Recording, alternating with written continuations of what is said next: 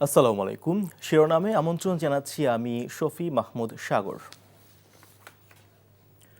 পরিবর্তিত বাংলাদেশে শ্রমিকদের ন্যায্যতা নিশ্চিতে সরকার কাজ করছে বলে জানিয়েছেন উপদেষ্টা অবসরপ্রাপ্ত brigadier general M Sakhawat Hossain.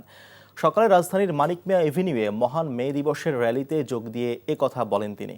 এ সময় শ্রমিকদের অধিকার নিশ্চিত করতে শ্রম মন্ত্রণালয়ের বিভিন্ন কার্যক্রম তুলে ধরেন উপদেষ্টা সাখাওয়াত হোসেন। এছাড়াও মালিক শ্রমিক সবাইকে এক হয়ে কাজ করার আহ্বানও জানান তিনি। সেই সাথে বিগত সময়ে শ্রমিকরা অধিকার বঞ্চিত হয়েছে বলেও মন্তব্য করেন উপদেষ্টা।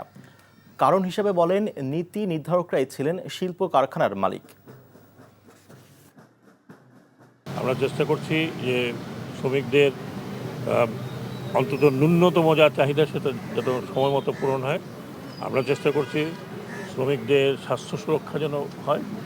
আমরা চেষ্টা করছি যে ভবিষ্যতে যদি সম্ভব হয় তাহলে শ্রমিকদের আরও কিছু প্রণোদনা দেওয়া। মার্চ এপ্রিল 2 মাস মাছ ধরা বন্ধ থাকার পর মধ্যরাত থেকে পদ্মা, মেঘনায় ইলিশসহ সব ধরনের মাছ শিকারে নেমেছেন জেলেরা। চাঁদপুর, শরীয়তপুর, লক্ষ্মীপুর, বরিশাল ও ভোলার জেলেরা নদী থেকে আহরিত ইলিশ নিয়ে আসছেন আড়তে। সেখানেই চলছে কেনাবেচা। যদিও মাছ ধরার প্রথম দিনে আশানুরূপ ইলিশ না পাওয়ার কথা জানিয়েছেন জেলেরা। আজকের বাজারে 1 কেজি ওজনের ইলিশ বিক্রি হচ্ছে 3,000 টাকায়। সরবরাহ না বাড়লে দাম কমার সম্ভাবনা নেই বলেও জানান ব্যবসায়ীরা।